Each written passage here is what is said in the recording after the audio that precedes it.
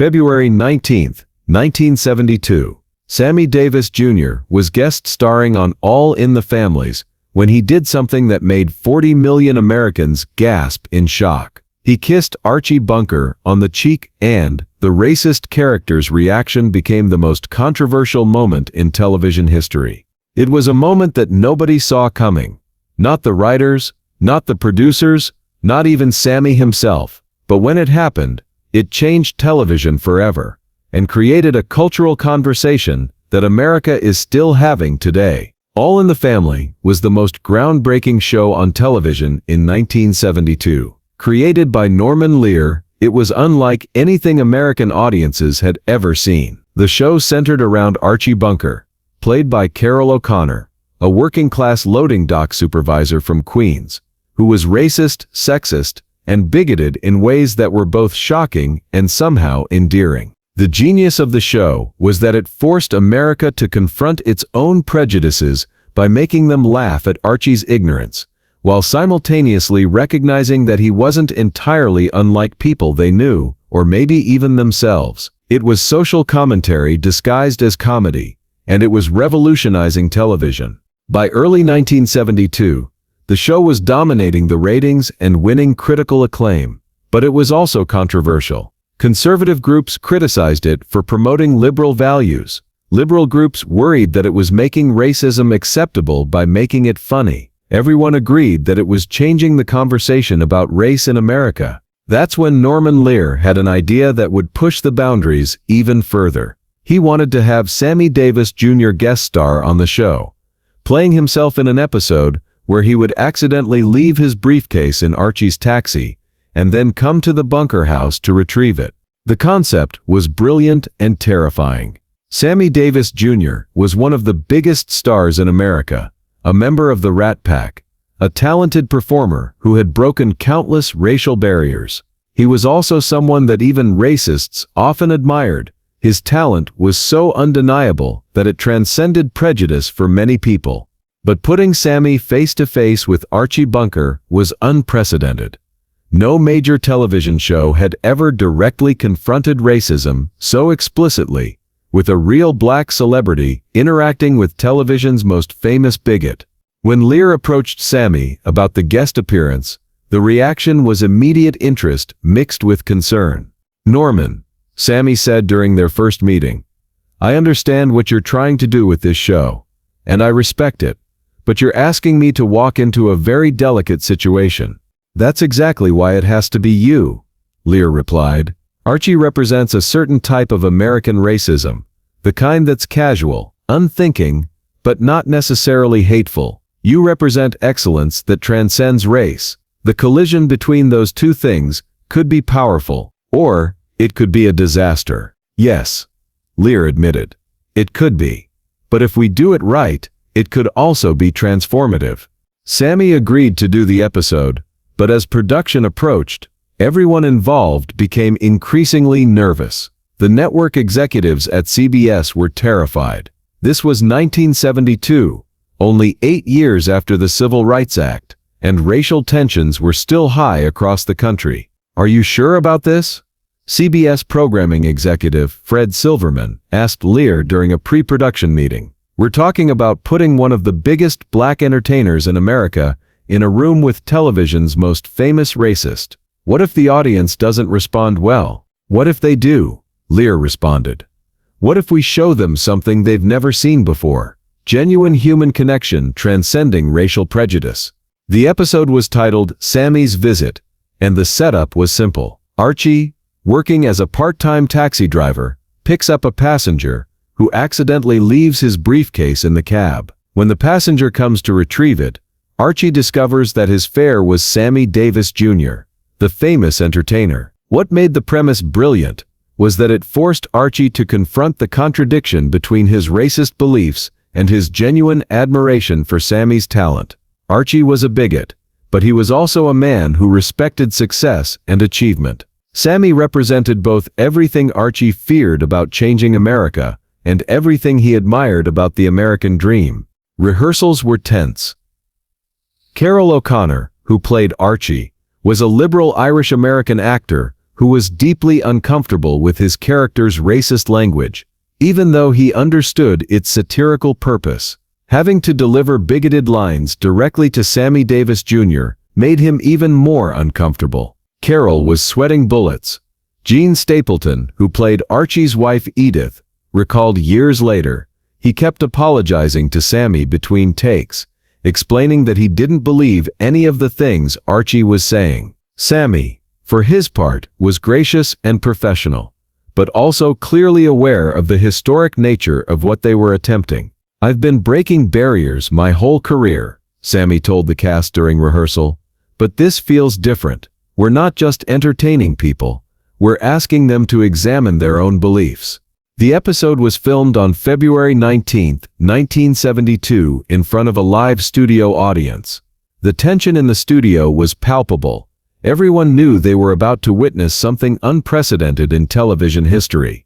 The episode begins with Archie coming home. Excited about his famous fare, he tells his wife Edith and daughter Gloria about driving Sammy Davis Jr., but his excitement is mixed with his typical racial prejudices. "The guy tips me $5, Archie says. $5. And you know, for one of them people, he seemed real nice." When Sammy arrives at the bunker house to retrieve his briefcase, the dynamic immediately becomes complex. Archie is starstruck and trying to be welcoming, but his racial prejudices keep seeping through in the form of backhanded compliments and awkward assumptions. "Mr. Davis, I want you to know, I think you're a credit to your people," Archie says, genuinely trying to be nice but revealing his bias in the process. Sammy handles each awkward moment with grace and humor, gently challenging Archie's assumptions without being confrontational. It was a masterclass in how to address racism through charm and intelligence rather than anger. "Well, Archie, I'm glad you think so," Sammy responds. "Of course, I've always thought of myself as a credit to all people." The studio audience was riveted. This wasn't typical sitcom banter. This was real social commentary happening in real time, with one of America's biggest stars and television's most famous character engaging in a genuine dialogue about race. As the episode progressed, something remarkable happened. Despite Archie's prejudices, he found himself genuinely liking Sammy. And despite Sammy's awareness of Archie's racism, he found the character's unguarded honesty refreshing compared to the polite prejudice he often encountered in real life. The breakthrough moment came when Archie, in a moment of genuine enthusiasm, started talking about Sammy's career and achievements. For a few minutes, the racist character disappeared, and Archie became just a fan talking to his idol. "You know, Mr. Davis, I seen you on Ed Sullivan. I seen you in the movies. I heard your records. You're really something special." "Thank you, Archie. That means a lot." It was in this moment of genuine connection that the historic moment occurred. As Sammy was preparing to leave, he turned back to Archie with a warm smile. "You know, Archie, you're not exactly what I expected," Sammy said. "Yeah? What did you expect?" "Well," Sammy said with a grin, "I expected someone who wouldn't appreciate good entertainment when he saw it." And then, spontaneously, Sammy leaned over and kissed Archie on the cheek. The studio audience gasped. 40 million Americans watching at home gasped. Television history had just been made. But it was Archie's reaction that made the moment truly groundbreaking. Instead of recoiling or making a racist comment, Archie stood there, stunned, his hand slowly rising to touch his cheek, where Sammy had kissed him. For a moment, the character's racism completely disappeared, replaced by genuine human emotion. Archie looked like a man who had just been touched by something he didn't expect, genuine affection from someone he had been taught to see as different from himself. He kissed me," Archie said in wonder, still touching his cheek. The studio audience erupted in applause, but it wasn't just applause for a good performance. It was applause for a moment of genuine human connection that transcended racial barriers. The kiss wasn't scripted. Norman Lear revealed years later, Sammy did that completely spontaneously. Carol's reaction was equally spontaneous. What you saw was a genuine moment of human connection happening between two professionals who had found something real in the middle of a very artificial situation. When the episode aired on February 19, 1972, the reaction was explosive. The phone lines at CBS were flooded with calls, some positive, some negative, all passionate. The episode generated more viewer response than any sitcom episode in television history up to that point. Conservative viewers were outraged by what they saw as an inappropriate display of affection between a black man and a white man on national television. Liberal viewers were thrilled by what they saw as a breakthrough moment in addressing racial prejudice through humor and humanity. But perhaps most importantly, many viewers, both black and white, were moved by what they recognized as a genuine moment of human connection that transcended racial boundaries. "I got letters from people all over the country," Carol O'Connor recalled. "Some were angry, some were supportive, but many were just surprised. They said they had never seen anything like that on television. Two men from different races sharing a moment of genuine affection." The episode became one of the most talked about moments in television history. It was referenced in newspapers, discussed in churches, debated in classrooms, and analyzed by sociologists and media critics. More importantly, it changed television.